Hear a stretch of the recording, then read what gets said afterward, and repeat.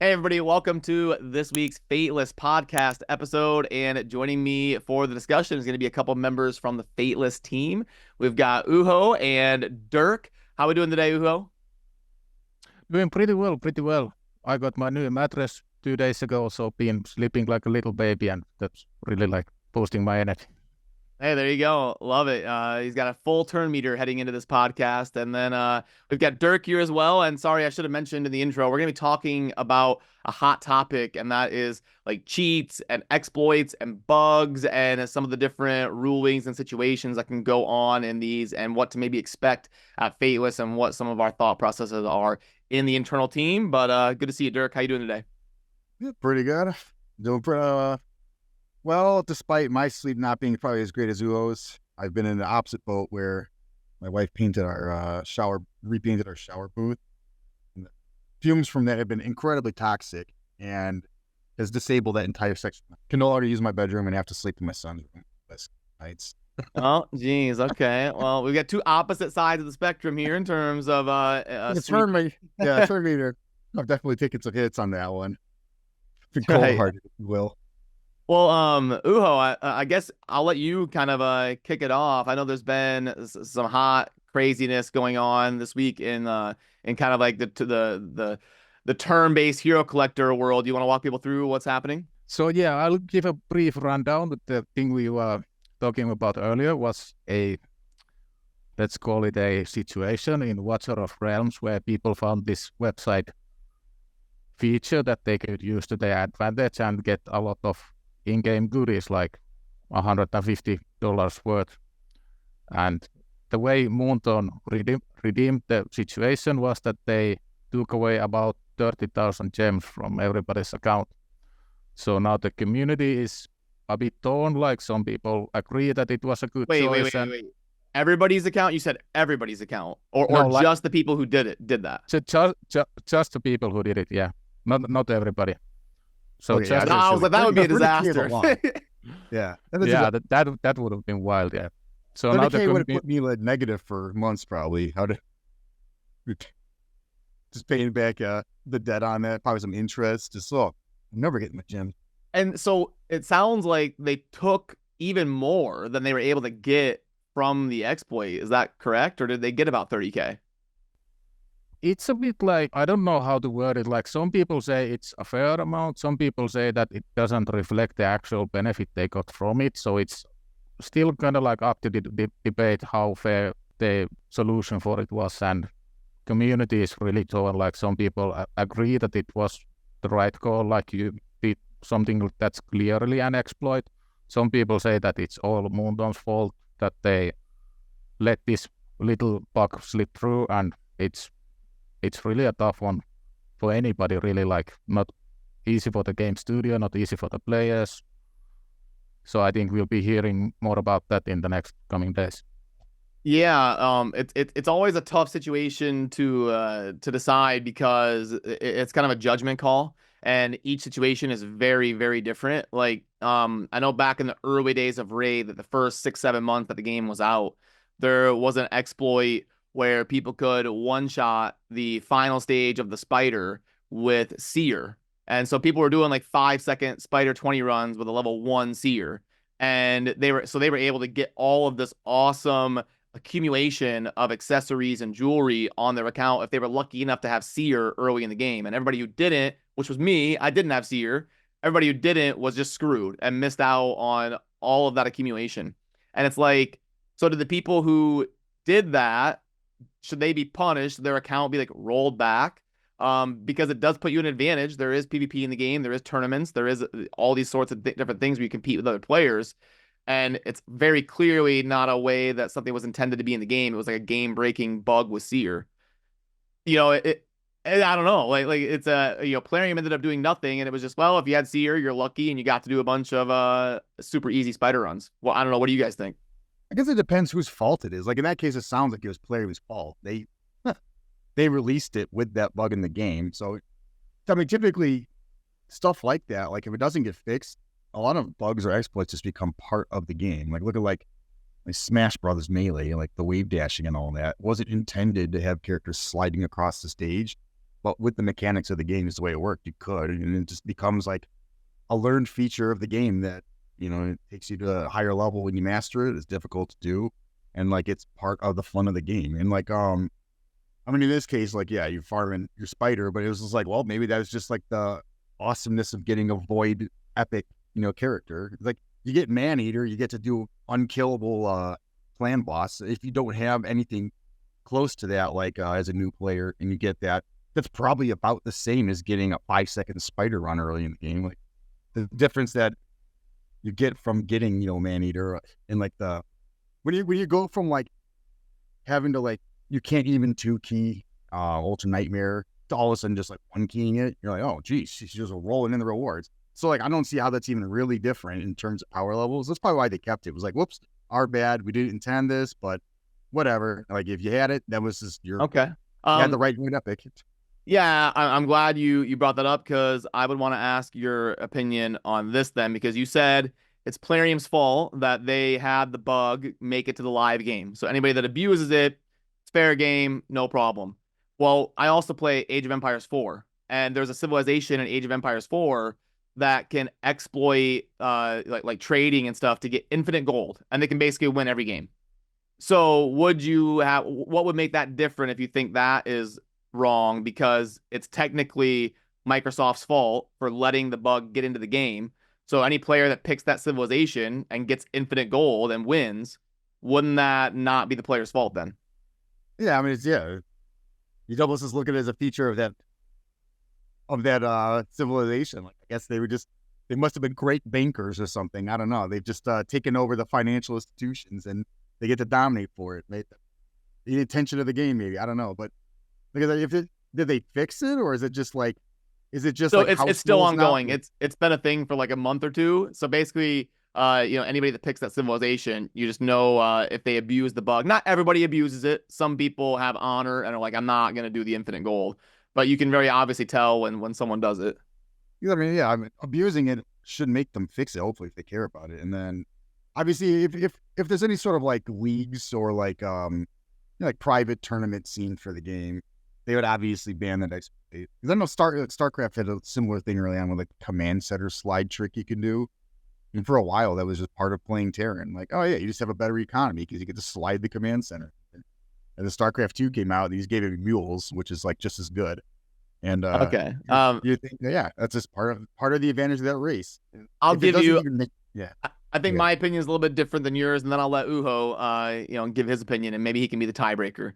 I think it heavily depends on each situation, which is why I think some of these end user agreements, like you see from Blizzard, you'll basically check a box that says you're okay with Blizzard making a decision on every single thing on whether it's within the spirit of the game or not. So, there's certain things that are super minor. Like maybe you get to turn in a quest an extra time in Diablo 3 and get double XP or something one time throughout the campaign.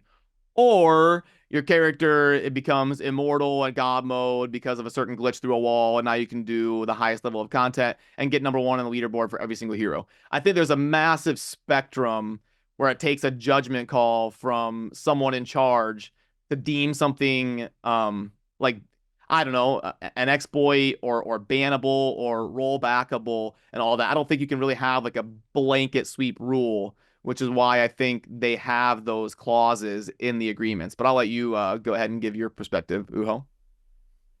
I would draw the line, like if you do something in game normally, like you grind away and just put your champions in and grind away, and that causes the exploit by normal gameplay, I think that's fine, and that's on the studio's end to make it right and fix it. But if it's something like additional you have to do, like you have to have a certain type of client, or you have to have a certain type of configuration of heroes, or you have to put your own code into the game or whatever, then it very clearly becomes a problem then and there.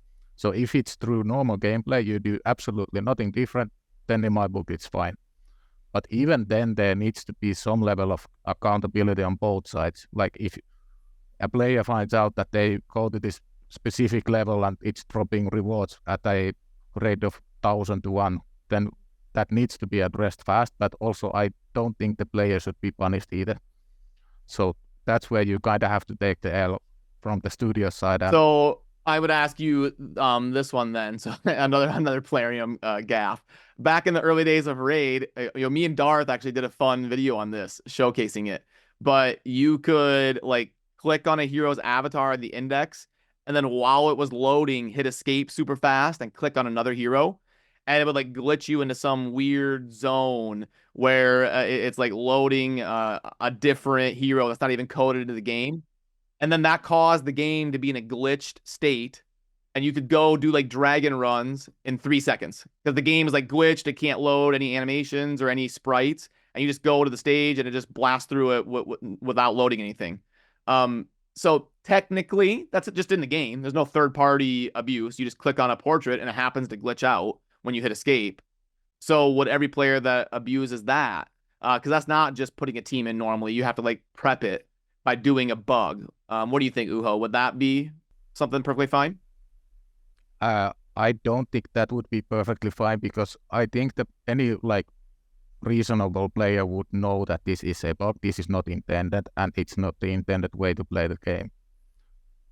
Especially when you have to do a very specific like line of steps to get there, it becomes, in my eyes, really obvious that the end goal is to get an advantage over other players. Yeah, I'm in that case. Like, I mean, obviously it's deliberate, but even still, what are they gonna do? Like, so I'm assuming that when that happened, you burned through your energy in like 5 seconds, and that would have just bought more energy. What are they gonna like?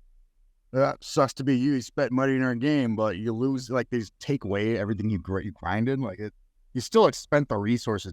The time is almost just like, yeah, okay, maybe you got more runs in, and you won your little like leaderboard for that 3-day cycle. Hold up here. I mean, Dirk, does that mean Dirk is okay with Cheat Engine? Because all Cheat Engine does is speed up the animations. That's all it does is burn through your energy faster. If it's a third party, sorry. Because if you're using a third party program, I think that is where it kind of draws the line. Anything within the game, you're playing the game. And yeah, you're doing these crazy exploits, but like I kind of look at it like, like the speedrunning scene. Like, there's not like a game in the world where people speedrun it and play through it the correct way. They always abuse some little thing. And like, that's like part of the skill of it. And that's like what I guess like these speedrunners records are based on, is exploiting. So it's like, well, they'll usually have different categories. They'll have like any percent, they'll have glitch lists, they'll have console, they'll have emulate. Yeah, they have all sorts. Yeah, I know they do. But it's like, I don't think they usually, there's almost none where it demands like a, I don't know, proper word for that, like a kosher run or something, where it's like you have to only play by the correct, like in the spirit of the game, you can't abuse, because then you're just like, well, what actually was a glitch? Is this way to jump higher, like technically a glitch if I just time it right? Like, yeah, or something like mutilus stacking in StarCraft. Like, is that a glitch? Is that like, a glitch? Is it intent? Like, it looks weird and it seems like you're doing a lot of effort to make it happen, but it works within the mechanics. Yeah, exactly. So it's like, I don't know. I think, again, especially if it's a live service game and they're part of like the deal of the players, hey, we're gonna continually give you money beyond what you'd normally expect of like, a game these days like $60-$70, but we're gonna give you just whatever. We're gonna let you take advantage of us through your casino monetization model in exchange for constant, consistent updates for this game. Which, as a player, to me, that is worth it. Like, to get updates like that, I would hope that if something is not intended or breaks the game, they would be very quick to at least update that in a live service game. I guess, so like an older game, like maybe, which Age of Empires were you talking about? It was I played the most recent one, Age of Empires 4, and it's a current bug that you could, the viewers could go look up right now. But it's still being supported though. What's that? Yeah, it's still being supported. Yeah, they're still patching it.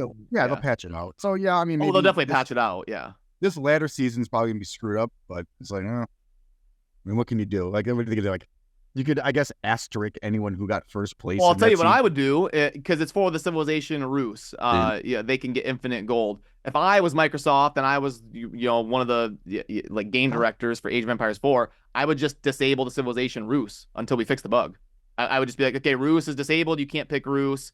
We're gonna work on fixing this bug for a week or two, and try to keep some ladder integrity that way. Because there's like 16 civilizations. Okay, we're just disabling Rus. We'll fix them, and they'll be back in a week or two.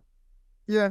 It's like, like, hey, this is intended, it's getting fixed. Like you would expect that then, I guess. So it's not like, well, I mean, you wouldn't ban people for doing it or anything like that. Like, oh, you shouldn't have exploited our mistake. Like like again, like if it's a company's fault and they screw it up in their, I guess, the execution or implementation of a system, and it is exploitable like that. Almost everything is exploitable in some way. Yeah, I mean, it's a lot I of times don't that's know, man. I don't know. Like, if there was somebody who they pick Roos, they play 100 games, they gold exploit every game, they get rank 1 on the ladder just by hacking through everybody by cheating. Man, I don't know. I guess I don't know the corporate answer, but just the gamer in me feels like I would want to see them banned. Like I would be okay with that. yeah. Well, I look at it almost like they, they better step in and fix that, or else it's just going to ruin the game. Because if that's what people are doing and everyone's ruse and the whole ladder is just infinite gold and it's like not even a game anymore, everyone's just going to quit playing it. So it's one of those things where it's like they need to take action quick to save the game, and I don't think that action is punishing the player for, I guess, for as far as they know, playing the game as intended. Maybe Ruse is supposed to have infinite gold. Maybe Yeah, this right. is like historically accurate. I don't know. Maybe they print money. Like, I don't. Just an amazing It happens in economy real life. Like, civilization. why wouldn't it happen in Age of Empires 4? So That's very glass half full. Oh, they're innocent. They don't know that they're. Yeah, no, it's funny, and we would love to hear your thoughts down below. Obviously, there's lots of different opinions and ways to go on hot topics like this. So let us know where you shake up. But Uho, did we also want to talk today about like tools or programs or things that we kind of have a perspective on in relation to God Forge or anything? Yeah, absolutely. So emulators like BlueStacks is really popular in this genre. Like everybody and they now runs BlueStacks for something at some point. Auto clickers, that's also one thing, and RSL Helper comes to mind, which is essentially just a really glamorized auto clicker. And like macros, BlueStacks has a macro system where you can record your mouse and it will click on the same places in the same sequence, and you can record your runs and do it over and over and over, even for days on end. So I think that topic is like, it's very specific for mobile games that are really grindy and have a really specific set of actions that you can do. Like there's very little variables, like you can always sell your items in the same place, you can always start your runs on the same place. So that's definitely a very interesting topic to talk about. Yeah, for sure. My stance on that has always kind of loosely been, I know coming from the Diablo 3 community, it was always a hot topic. Because like, there was always a discussion of, is it cheating or unfair to have like a program that spams your keys to cast your abilities on cooldown? Obviously everybody kind of agrees that it's cheating to bot the game, like to have a literal program run around and target enemies and use your abilities and manage your inventory and just play for like 2 or 3 hours farming for you. But the soft version of that was like, well, what if I just want a program to spam all my buffs when they're off cooldown? That way I can just sit here and play without having to hurt my fingers spamming everything. And so that was always a hot debate. Like, should that be allowed or not? And my take was always, if it's one action, like let's say I click my mouse and it causes my keyboard to hit A or something to cast an ability. 1-to-1 ratio is fine, but as soon as it becomes a macro, like let's say I hit one button and it dashes my character forward and spends all my abilities. Like I'm hitting one button for like 12 actions. I would say that would be maybe where you start to get a gray, muddy area on if it should be allowed or not. So I guess in the relation of our genre, I would think it's totally fine to have like something spamming the replay button on the screen. So like you can just do your Minotaur runs over and over. It's just a 1-to-1 ratio. It's one action spamming that. I don't know. It gets a little bit iffy when it becomes playing the game for you. Like it goes through and targets the right people in PvP and picks the people you're guaranteed to win against. And then it clicks battle and then it leaves and it sells I don't know. That gets to be muddy. But I also loved RSL Helper and Raid, and it kind of does some of that. So it's a really tough subject. I'll let you kind of start, Uho, or what you think. For me, it's the most important line to draw that the tool cannot make decisions for you. You have to be the one making the decisions, like who I attack or which ability I use against a certain champion. Like that's where it becomes even more than a gray zone. At that point, I think it would be cheating. Like if I have my bot script run through an arena page and it only targets people I know I can beat, and it always knows which skill I should be using and when. That's unfair, and that's getting an advantage over other players. And I have a really big issue about that. Like you can quote unquote cheat all you want if it's for your personal games, and if you want to do 1,000 dragon runs, go ahead. I have no issues with that.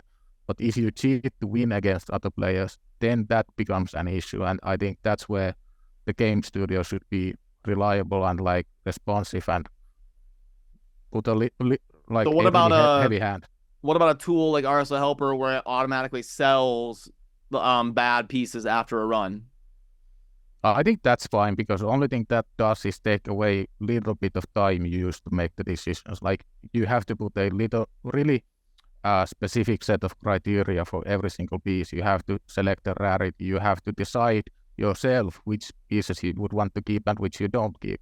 It doesn't make like this arbitrary set of rules based on current rankings or current like gear sets that people use. You have to make the decision yourself. So I think that's fine.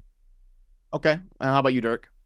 Yeah, I think I definitely agree with that. Like as far as you have to make your decisions yourself, because you look at like with chess, YouTube has sent me on this like chess binge lately, and I was like, YouTube does that to everybody. I think it just spams. Yeah, I think chess it's just videos. like that. For whatever reason, it wanted everyone to know about Magnus Carlsen. So, anyways, but like we're looking at the way people have been cheating online and stuff like that, and like obviously, if you're using like AI or like a bot that's playing the game for you, like especially in a game like chess, where your decisions is the skill of the game, and even like Raid is. I mean, I'm not calling it chess. Fundamentally, I guess it's kind of the same, right? It's like a turn-based game where you make a decision, and then the outcome of that battle hinges on those decisions, and then it plays out. So when you have something else making the decisions for you, it's like, yeah, like why even have a mode in the game where like you'd be playing as on the person if that person is just going to be a bot or something? You just make it play bots. But if it's so yeah, anything that's like making decisions playing for you, I think it's not okay, especially if it helps it win. But like like anything third party, obviously. But if it's like a quality of life thing, like something that'll sort your gear or like kind of manage it, where it's like it's not helping you defeat any content or beat people in the game or do anything better other than just save you time and quality of life. Those are something that's like fine. Like you can kind of look the other way, and if anything, and a lot of games do this. I think can't think of it offhand. I'm pretty sure Blizzard's been really good about this too, though. Is you see the tools people are using like that for quality of life, and then you just try to integrate them into the game. Like actually, yeah, Blizzard did do a good job. Like World of Warcraft, a lot of people would use like in a lot of games, you like HUD modifications, so you can like get a better UI essentially for the game. And then Blizzard just made their entire like HUD just fully customizable, like whatever you want to do. So it was like, why fight? Well, why fight it when people are trying to make the game like just a better quality of life experience? Just like lean into it and just like adopt that into the game. So yeah, I wouldn't like if someone's using something that auto sells loot, I wouldn't think like, hey, let's ban those people. I think, hey, let's add this to our game so everyone can enjoy this feature. That's funny. It's funny you say that, because I think my most viewed video ever as a content creator is when I was a Diablo 3 creator, and I uploaded a video about Turbo HUD, talking about like showing me using it and talking about like, is it cheating or not? And I was using it on an alt account. So I was like, if Blizzard bans this account, so be it. But I'm going to show you what it is, what it does. And it's got like 250,000 views on Diablo 3. But yeah, Diablo 3 had a similar thing where it shows you like your DPS, and it has like this plugin that gives you a bunch of information. And that was always a hot debate on whether it was cheating or not. And I think Blizzard kind of took the stance of don't ask, don't tell. I think Blizzard just never officially made a declaration of if it's allowed or not. And so people just like kind of like, oh, I'll use it like off stream, but I won't like show myself on camera using it. Yeah, so it was kind of like a weird little area, kind of like RSL Helper and Raid was at first, where people were like scared to use it publicly, but behind the scenes, like, oh, I might try it out and stuff like that. Then getting into and where do you even draw the line? Like you're talking about how you're playing Age of Empires or I guess any RTS, you could run your mini map on another monitor, so it's extra big. But then you get a big question like, is that cheating? Is having a big monitor cheating? You know what I mean? Like if someone's playing on a 16-inch like old CRT monitor and you've got like a 40-inch LCD, cheating? So no, I think like anything, like I said, quality of life. If anything, I'd like look the other way is probably the best way. I would never punish anyone for quality of life. And again, I would always try to just, if possible, be like, hey, this is pretty nice. If you looked into this, this is sweet. Let's see, can we just put this in the game? Because I mean, like, how many people just love it? If Raid had an a better auto selling feature when gear management is like the worst part of this genre, I think. So anything that you could do to make it better. I was always curious as to why wouldn't Plarium just like buy RSL Helper and integrate it? Yeah, exactly. Yeah. But is there? They don't need to, I guess, because people, the tool already exists, and it's like, well, if it's accessible enough to the site, and it is a community thing now too, which is all. It's not the worst, I guess, to have tools within the community that are like not illegal or like they're not, it's not. I guess it's not sanctioned by the company, but it's like totally acceptable to use it. So it is nice. Like a big, goal of ours is to be community driven. So if our community came up with a really sweet tool that was doing something, I would be like, hey guys, this is a massive quality of life. It actually saved us from having to develop it. It's very accessible. You go to the website. I'd be like, people are using it. I'd even give them a featured content creator like plugin, yeah, you check out this guy. They got great tools to help you with the game. Yeah, but then you're gonna have to like help them develop it basically, because you're gonna have to tell them what's allowed and what isn't. You're gonna have to basically add them into your team and add them into your workflow anyway, because kind of now their tools represent now their tool represents Fateless and how people judge us as a company and judge our game. Because what if so let's say Fateless, oh, this tool that the community made is great, everybody should use it. Well, now what about mobile players that are like, you know what, screw Fateless. All they care about is PC players who have access to tools. I don't have this crap. Why would Fateless say Master Race? No. Yeah, no, I guess I maybe like sanctioning is the wrong way. Like it's like the don't ask, don't tell. No, I think it's fine because I guess you're not going to advertise it or try to play it off. I think just saying like, hey, there's some great tools within the community that are totally acceptable to use. And if someone is limiting themselves to mobile and they're someone who probably doesn't care that much about playing as efficiently as possible with the tools in the first place. Whoa, now Dirk just called all mobile players casuals. I'm just saying, like, if I want to get super serious about it, where I am doing stuff like that, of course I'm going to run it on PC. But if mobile is for like, I don't care about like playing the max efficiency. I'm playing efficient in the sense that I'm not really playing the game. I'm just bringing my phone with me while it's playing itself. That's already good. Yeah, and I'll let you jump in here, Uho. I guess I just wanted to say, ideally, we would, if those pain points existed, we would alleviate them. Like in the mobile version of the game, there should be a way to like auto sell gear at the end of your run or auto sort your gear to find the easiest trash to sell. Like if there's a massive pain point where people are running to their PC to install a program, it should probably be our job to address that. Yeah, have the tool again, or at least try to bridge the gap so the tool doesn't feel so necessary. Where it's like, can you imagine playing without that? You're like, I wouldn't even play the game then. So yeah, you definitely don't want to have that feeling. It should always be like on you to try to add those tools if you can to the game, and then maybe like the RSL. Gear management is just too much to add to the game because it is a lot to learn. It's almost like its own little game. They've kind of slowly implemented more stuff, yeah. but I'll let you jump in there, Uho. I think the main issue is that if you openly endorse any client like that, you open rooms for like liability. You are actually liable for the product you advertise, and you can't really control a third-party developer to such a degree that you could assure like everything is working fine and there's no bugs, no issues, there's no accounts being compromised. I like the way RuneScape did with RuneLite. RuneLite is basically a third-party client, completely its own client for the game. And it was maintained by one person, or maybe like 2 or 3 at most. And they did that for 2 or 3 years, even more like 4 or 5. And after that, the studio actually came through and suggested that, hey, maybe we make your client our official client. Like, people can choose, they can play on your client or they can use our legacy client. So that is a massive way to show appreciation to third-party developers, show appreciation to the players, because at the end it's all about what the players deem that feel necessary for the game and which makes their life easier. So the client had maybe 300 or 400 different plugins that you can use that make your items look a bit different, or they color the ground where you need to stand a bit different, or make your bank look a bit prettier so it's easier to clean. And at the end, they really came through and they are fully working with the people who made that client originally. So I'm not sure how that would translate to our genre, if it would even be possible.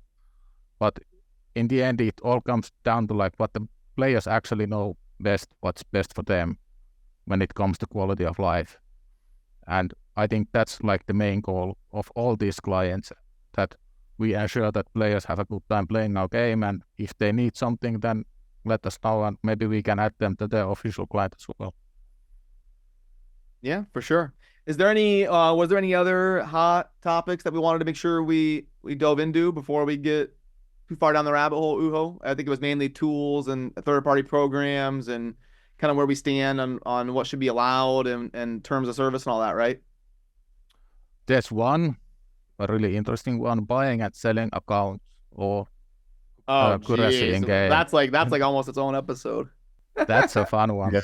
That also goes hand in hand with botting too, because I feel like when you add botting to buying and selling, it becomes far worse than if it's just a person buying and selling an account. Because I can, with the latter, I can definitely like empathize. You know, I can empathize. I can feel, empathize. Yeah, empathize. Anyways, I can definitely understand that. Like, I've definitely been to a point where I was finishing up school, looking for a job, and I was like strapped for cash, and I was like, my League of Legends account's got hundreds of dollars in it. I could probably recoup some of this. I'm not playing it. I didn't sell, luckily, and then one day I just went back and played it and was glad I did it. But I mean, if someone spends a crap ton of money on a game and they're not playing anymore and they want to just recoup some losses at a tough time in their life or whatever, like, I'm not gonna. And I think a lot of companies feel the same way, like when they say just kind of, and again, like, don't ask, don't tell, just look the other way type thing. Is if someone's selling an account to someone else and they put all the time into it and like, oh, this was my baby for 3 years, but I just don't have time for it anymore. I have a real baby now and I need some money, so I'm selling my account off a couple $100. Have fun with it. Then why not? Like, the time was already put into the account, the money's already put into the account, and just because it changes hands, it doesn't seem like it would really affect. You're right. You're right. Like, that's the case with everything. Like, on a personal level, with individual players, it's fine. But once you say it's fine, that's never what ends up happening. What happens is it gets blown out. Yeah, here comes the botting operations that play 10,000 accounts a day, and they have auto clickers leveling them up and pulling the first 5 shards, and then they save the ones that get Duchess and they sell them on a website. Like, that's what it always ends up devolving into. Right. So that's where it becomes an issue, is when you get botting to it, and it's no longer like, hey, this is the account I put all my time into, my time and money and effort. And now it's yours. Now it's just like, hey, I'm running thousands of accounts and just like mass selling these, and it just makes it so anyone who's starting the game just get that little like head start that probably they're not supposed to have.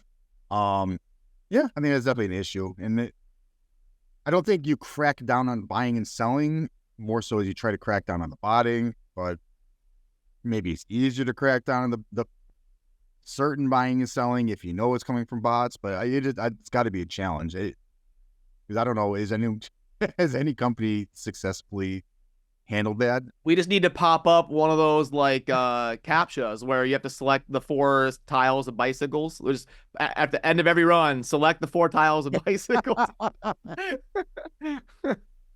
There we go. Botting solved in one sentence. Just add Captcha to every single dungeon run. Yeah. That would that'd be miserable. You're like, really worse than when you fail a captcha. And you're like, am I worse than a bot? What? Well, those Then captchas then are impossible. It's like I can't even do it as a human. It's like select every tile with a crosswalk in it, and it's like, okay, you're showing me a bunch of sidewalks. Like, I mean, I don't know, or the crosswalk kind of edges. You're like, well, I guess yeah, there's a or it little clips bit. into one. It clips into the corner of does one. it count? You fail too many captchas and you get banned for being a bot. I've seen some Yeah. now too, like where it's like like almost an IQ test in order to like solve the captcha. It'll be like what images match these like this theme? It'll be like a penguin, a basketball, and like a banana, and then they'll have like similar things or whatever, and you're like, what is this like? There's like 4 of them that might be kind of like a pattern with it, but not quite. You're like, what happens if you're just like dumb, but you enjoy the game? And now you're just screwed. Like, I can't do this captcha. Is it the banana? I don't know. Like, Yeah. 125 IQ required to play our game. What But what did you think, Uho, about the buying and selling? Did you have an opinion on that? I'm on the same boat that most people are. Like, on a personal level, I don't care. Buy and sell to your heart desire. But like, if I had to draw a line from a studio perspective, and I'm not like the official spokesperson, so please don't take this too out of context, I would say that the main issue is that you allocate some sort of actual value to a product that has no value at all. And that opens up a lot of room for like legal liability, that you are saying that my account that is actually the studio's account is worth $50. What if they scam my $50? Who pays me back for my $50? Like, that's the main issue, because there's nobody actually taking any liability. Nobody is actually handling the transaction in any like secure way for anybody. It all flies under the table and nobody is actually sure like what's going on. So Yeah. I'm glad you mentioned that, because we do need to make sure we give the official statement here. All the opinions expressed in this video are not the official stance of Fateless Games. And if you have any qualms with opinions in this video, please direct all the hate to HellHades, aka Simon. Yeah. Well, actually, that's a good point though, because the official stance is you actually have to be no, you can't, because you run into issues like if let's say you're buying an account from someone or just some service from a third-party site where they're gonna play it for you, like a World of Warcraft. I'll be honest, I've bought gold before, and actually my account got hacked by. There's our title and thumbnail. Fateless designer confirmed cheater. Third party, I know. And actually, I think through doing that, one of those like bot sites stole my account actually for a while. For like 2 weeks, I lost my World of Warcraft account. And when I finally got it back, they had been using it to like bot and just mine and sell stuff. And I hate doing crafting stuff, picking flowers and all that. I've expressed that. Mining, not quite as bad, because at least you're like pulling rocks out of the ground. It's like manually, not picking a flower, but it's essentially the same thing. You're just clicking a different picture. So I was letting that slack, never did my crafting stuff. I came back, I was loaded. Like all my crafting stuff was good. I had so much money, and like it was great for me. But in something like that, like if my account had gotten stolen and it didn't work out for me because of, I made a third-party purchase or got a service, or whatever, I should not, as the player who did that, have a right to go to Blizzard and be like, get my account back. Come on, what are you doing? Like that, I took the risk, and like that full liability should be on me and not the company.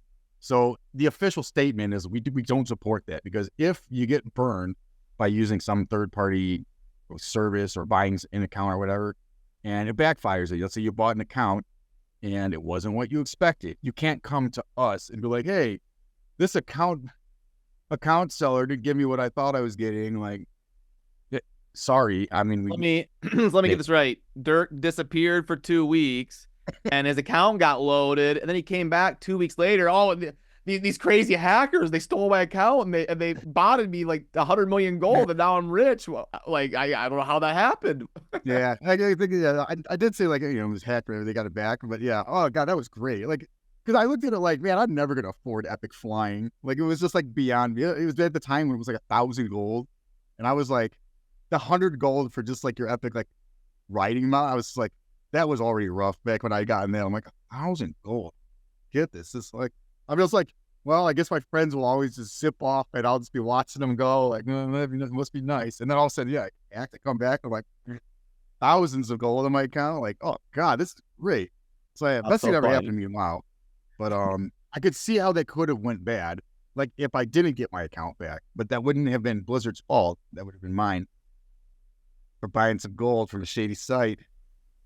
I can also imagine like all the support tickets coming in when people sell and buy accounts, and there's 5,000 tickets coming into customer support. Like my account got stolen and hacked, and I lost my password. Can you help me? Like who has the time and resources to handle all of that? So that's also one big reason like why it's a big official no-no from any company, because it creates a lot of work and a lot of like extra work hours, no matter how well you try to structure it. It's just inevitable hard work. For whatever reason, that reminds me of the Clara meme. Are you guys familiar with that one? That the girl that was streaming and she was playing Counter-Strike or something, and there was like wall hacks and all these like hacks going on, and people are like, "Why are you hacking?" And she's like, "Damn it, Clara! I had a friend come over. She must have installed hacks on my computer." You guys haven't seen that clip? It's like the most famous clip of a streamer getting caught. And she just like blames her friend. She's like, "Oh, damn it, Clara! She must have installed a wall hack on my computer." Yeah, you know how your friends just come over and just start putting hacks on your computers. Like, well, you don't use aimbot? Like, hang on a sec. Like, I feel like in that situation, it'd be so much better to just own it. Just be like, yeah, sorry. I got caught. Like, I'm an idiot. I actually have a lot of respect for people who just own up on the spot. Like, okay, I cheated. I got bad. My bad. And just leave it there. You don't have to make any excuses. You don't have to blame anybody. Just come clean and tell people that you cheated and move on. Basically. Well, anything, I know we're getting kind of close to the wrap-up time. Was there any hot button opinion or thing either of you wanted to get in there? There's yeah, go ahead, Joey. There's also the big question that comes up quite often is, will we have a HellHades Optimizer in Codeforge? Yeah, I guess that'd be a good one to let Simon speak on. Maybe in a video that he does on here. I wouldn't personally be against a community tool that operates in the right fashion, but like you said, it gets difficult. It gets difficult to endorse something officially from a Fateless perspective. But on the surface, at least me personally, my opinion isn't the final decision, but I wouldn't be against like the HH Gaming Optimizer specifically being in Godforge. I think right now our goal is to, whenever possible, work with any third-party developers to the extent that we can. Like, we can't obviously give any promises on full API access or anything like that. So when the time comes, I think every single situation needs to be handled individually, and then we'll go from there. And there's also a possibility that HellHades Optimizer will appear in some form in the game, but not at the start. That's what I've been reading. So don't quote me on that, but that's definitely an option. Obviously, we have developers for HellHades.com on our design team. We'll very likely, if not that tool, have great quality of life just built into it. Whatever you think you have all the quality of life you need, though, there's always so much you missed out on, and it gets covered by third-party support. The way I look at it again is that if it's not playing the game for you or giving you an unfair advantage in that, and it's just quality of life, if it comes down to like people can't play the game without that quality of life, and it becomes like, what are you gonna ban people for using it, or tell them they can't use it, and then they just don't play it? I'd rather people just play the game and enjoy like whatever quality of life they can find wherever they find it, I guess, as long as it's safe. I mean, if people are getting hacked because they think they're getting a tool and they're just getting hacked like crazy, you do want to kind of step in and like protect people, be like, hey guys, stop using this tool. Not because we care about you're getting an unfair advantage through quality of life, but because you have a 50% chance of getting hacked. We don't want to deal with the customer support of your account getting hacked. So Yeah, and definitely... I'm sure Simon, HellHades, and like Saphira, Paul, I'm sure they'll be here on the channel, keeping you in the loop of what is gonna happen with like the HH Gaming Optimizer and quality of life things that we're bringing from that to our game and tools and how they're gonna interact with Godforge and all of that. So I'm sure there'll be more clarification on that. Yeah, the UI is looking pretty good, and all the like filtering and stuff you can do for your gear. We're trying to make sure a lot of that is hopefully you don't have to use a third party, because I mean, obviously it's just better if it's in the game. It's better if you don't have to minimize your device. It's better if you get that experience on mobile. Even though I've joked before, it should be hopefully the same experience between mobile and PC. So yeah, if you don't have to go to third parties, that's ideal. Like that was one of the things that you play, like Path of Exile. Great game, like one of the best games, but boy, every time a friend tries to get me to play a new season, there's always that itch of like, oh, I do want to more Path of Exile. But then I'm always like, oh my god, I have to download like 6 programs. I have to have like an entire like web browser with like 20 tabs dedicated to the game at all times open on my computer. Like it's honestly like working like a difficult job of like maybe like spreadsheets, and like you're just the amount of tracking you have to do, like selling stuff third party. And this is like, good lord, I'm like, I'm running a business here to play this game. And like because of that, I actually don't play the game a lot of time when I do want to play it, because of, I guess, the reliance of third party quality of life things is like too great and not built into the game, that it becomes almost like a hurdle you have to jump over just to get into it. And yeah, I think we ideally want to avoid that. Yeah, for sure. Did you want to say something, Uwe? Yeah, I think the larger playtest will definitely play a big role in that, because there's no amount of testing, there's no amount of QA or planning that we can do that would know everything and would cover everything. I have a saying that 10,000 nerds will always outmatch any level of QA. And that's just how it goes. Like when you unleash the masses to your game and let everybody try to break it in every single possible way and find anything they are missing or anything that feels too excessive or extra, there will be so much good feedback coming on, and that's like when we will do a lot of adjustment to the game for sure. Yeah, for sure. That's what I've been saying even about balance too, is like, don't worry about balance too much for now, because whatever you think is broken, like people will find something else way different. So you think something's broken and it won't even be existed in the meta, because stuff that you didn't expect to be broken, people will find a way to make it work. Exactly. It's always different than you think. Yep, certain synergies and certain skills will break other ones, and it's gonna be a fun process. But this has been great, guys. Massive shout out to Uho and Dirk for joining me today on this episode of the Fateless podcast, and lots of opinions and topics in this one. So let us know in the Discord server that we'll link down below on some of your opinions, and then also down in the comment section. We love reading through, and Simon himself, Mr. HellHades, he goes through and reads all the input and feedback on Discord and comment sections and all that. Yeah, we actually have our own internal comments on comments from videos. Don't think that like you're just typing into the void. It's actually like this discussion, like, because Simon will snip a comment he read and he'd be like, thoughts on this, guys? And we'll have our whole like internal like discussions for days on just a YouTube comment. So and, it's like, not just YouTuber speak, like, oh, come on, comment down below. Like, no, we actually do. Yeah. This is like, for instance, like just based on like some feedback we had on one of the potential game modes in our game, I've since revamped it quite a bit, just because of like an offhand like comment, or like someone actually made a little YouTube video, and it's like, it gets heard. So don't think that we're just saying comment down below to boost the algorithm. Yeah, we'll deliberate on it for a while.